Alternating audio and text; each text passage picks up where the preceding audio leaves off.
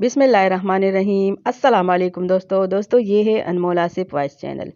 दोस्तों, कुत्ते को घर में पालना क्यों मना किया गया है? अल्लाह पाक ने करोड़ों जानदार पैदा किए हैं और हर जानदार की खिलकत में कोई न कोई हिकमत पोशीदा है। हर जानवर की कोई न कोई खासियत है जो फ़ायदा या नुकसान पहुंचाती है।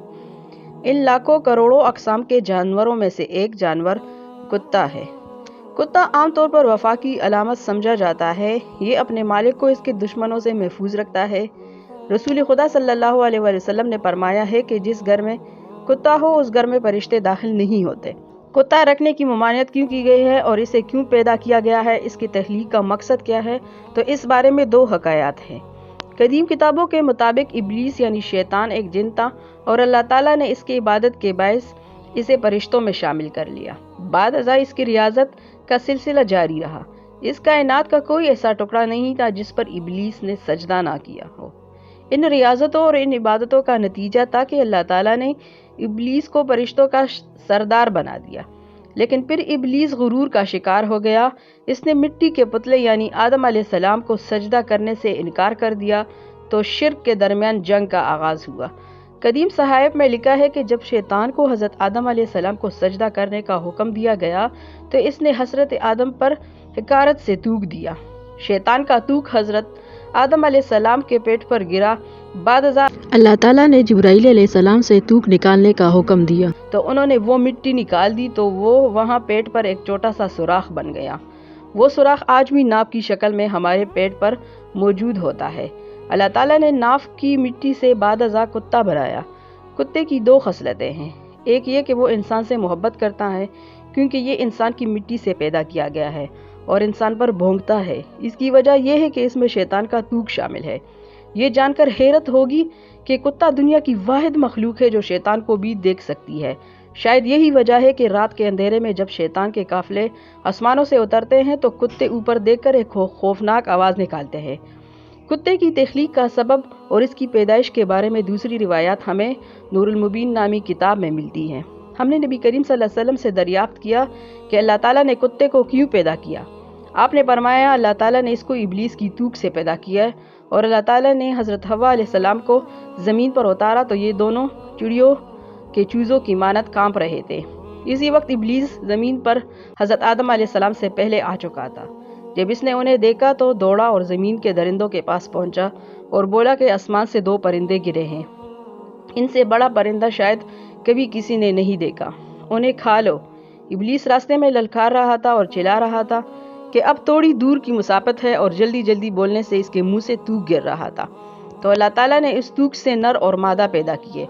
वो दोनों हज़रत आदम और हज़रत हव्वा अलैहिस्सलाम के सामने खड़े हो गए और इन दोनों ने इन दरिंदों से दोनों को बचाया। उसी दिन से कुत्ता जंगल के दरिंदों का दुश्मन और दरिंदे कुत्तों के दुश्मन हो गए। गालिबन कुत्ते में वफा का अंसर इसलिए शामिल है कि ये रोज़ अज़ल से ही इंसान की हिफाजत के लिए मामूर किया गया है। यहाँ सवाल ये उठता है कि जब इसमें ये खासियत पाई जाती है तो इसके बावजूद कुत्ते को घर में रखने से मुसलमानों को क्यों मना फरमाया गया है? हमें बिला ज़रूरत घर में कुत्ते पालने की ममानियत क्यों फरमाई? हजरात, बड़े दुख की बात है कि हमारे यहाँ भी अमीर घरानों में कुत्तों से खेलना और शौकिया तौर पर घरों में पालना हर जगह देखा जाता है। इस्लाम में कुत्ते रखना बिल्कुल ही मना नहीं किया गया है, बल्कि इसकी एक महदूद इजाज़त और कुछ शराइत के तहत दी गई है। चनांचा जो कुत्ते किसी ज़रूरत से पाले जाए, मसलन शिकारी कुत्ते या कैद और मवेशी वगैरह की हिफाजत करने वाले कुत्ते, जो इस हुक्म से बाहर है। मुशाहिदे की बात है कि लोग कुत्तों पर तो खूब खर्च करते हैं लेकिन इंसान की औलाद पर खर्च करने में बखल से काम लेते हैं। नबी करीम सल्लल्लाहु अलैहि वसल्लम की हदीस पहुंचाते हैं कि हमारे पास जिब्राईल अलैहिस्सलाम तशरीफ लाए और कहा कि गुज़िश्ता शब आया था, लेकिन घर में दाखिल ना होने की वजह यह थी कि दरवाजे पर मुजस्मा और घर में तस्वीरों वाला पर्दा था और घर में कुत्ता भी था। लिहाजा जो मुजस्मा इसका सर आप इस तरह करवा दीजिए कि वो दरख्त की शक्ल रह जाए और पर्दा फाड़ कर तकिया बना लीजिए और कुत्ते को घर से बाहर निकलवा दीजिए। इस्लामी मालूमात के मुताबिक कुछ जदीद साइंसी मालूमात भी शेयर करें। ये वो दौर है जिसमें जहनों में सवालात जन्म लेते हैं। चुनांचा हमारा फ़र्ज़ बनता है कि कुछ साइंसी इंकशाफात के ज़रिए आपके ज़हन में पैदा होने वाले उन सवाल का जवाब दलील पर वारिद करें, ताकि एक आम मुसलमान अपनी दीन पर ईमान मजबूत रखे और वहीं एक गैर मुस्लिम के दिल में भी दीन इस्लाम के बरहक होने के बारे में एक मनसिफ पैदा हो सके। علامہ یوسف القرضاوی نے اپنی سائنسی معلومات کو اپنی کتاب اسلام میں حرام و حلال کے ذریعے ایک جرمن اسکالر نورل سے قلم بند کیا ہے۔ اسے ایک جرمن رسالے میں شائع ہوا تھا۔ اس مضمون میں ان اہم خطرات کو بیان کیا گیا ہے جو کتے کو پالنے کے اس کے قریب رہنے کی صورت میں لاحق ہوتے ہیں۔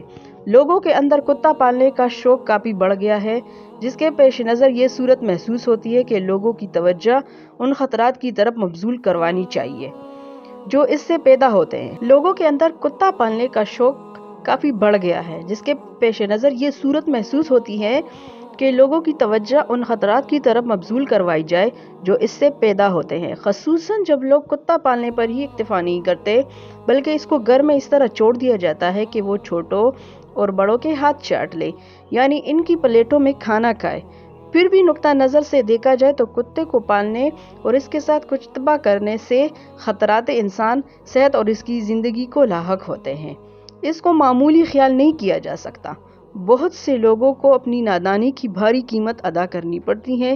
اس کی وجہ یہ ہے کہ کتے کے جسم پر کچھ ایسے جراثیم ہوتے ہیں جو دائمی اور لا علاج امراض کا سبب بن گئے ہیں، بلکہ کتنے ہی لوگ اس مرض میں مبتلا ہو کر اپنی جان سے ہاتھ دھو چکے ہیں۔ یہ جراثیم پیتا کی شکل میں ہوتی ہے اور انسان کے جسم پر پھنسی کی شکل میں ظاہر ہوتے ہیں۔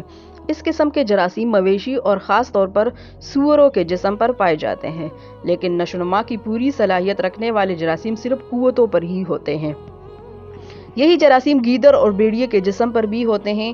یہ جراثیم اتنے باریک ہوتے ہیں کہ دکھائی دینا بھی مشکل ہوتا ہے۔ جرمن اسکالر نورل آگے لکھتا ہے کہ یہ جراثیم انسان کے جسم میں داخل ہوتے ہیں اور مختلف اشکال میں ظاہر ہونا شروع ہو جاتے ہیں۔ اکثر پھیپھڑے، معدے اور سر کے اندرونی حصے میں داخل ہوتے ہیں۔ ان کی شکل بہت کچھ بدل دیتی ہے، یہاں تک کہ خصوصی ماہرین کے لیے بھی ان کی شناخت مشکل ہو جاتی ہے۔ پھر ایسے زخم پیدا ہوتا ہے، خواہ وہ جسم کے کسی بھی حصے پر ہو، صحت کے لیے سخت مضر ہے۔ ان جراثیم کا علاج اب تک دریافت نہیں کیا جا سکا۔ جرمن ڈاکٹر نورل کا بیان ہے کہ کتے کے جراثیم سے انسان کو جو زخم آتے ہیں ان کی تعداد 1% سے کچھ کم ہوتے ہیں اور بعض ممالک میں تو 12% تک اس میں مبتلا ہو جاتے ہیں۔ اس مرض کا مقابلہ کرنے کی 3 بہترین صورت یہ ہے کہ ان جراثیم کو کتوں تک ہی رہنے دیا جائے اور انہیں پھیلنے سے روکا جائے۔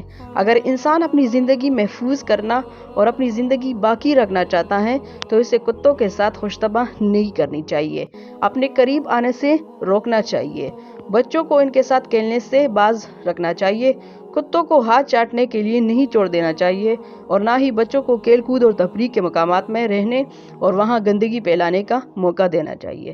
اس طرح کتے کے کھانے کے برتن بھی الگ ہونے چاہیے۔ جو برتن انسان استعمال کرتا ہے ان کو کتوں کے آگے چاٹنے کے لیے نہیں ڈالنا چاہیے۔ نبی کریم صلی اللہ علیہ وسلم نے فرمایا کہ جب کتا کسی کے برتن میں منہ ڈالے تو اسے چاہیے کہ اس برتن کو 7 مرتبہ دھوئے اور ان میں سے 1 مرتبہ مٹی لگا کر دھوئے۔ تو امید کرتی ہوں دوستو آپ کو آج کی ویڈیو پسند آئی ہوگی۔ اگر آپ کو آج کی ویڈیو پسند آئے تو پلیز ویڈیو کو لائک کریں، شیئر کریں اور کمنٹ باکس میں اپنی رائے کا اظہار ضرور دیں۔ شکریہ۔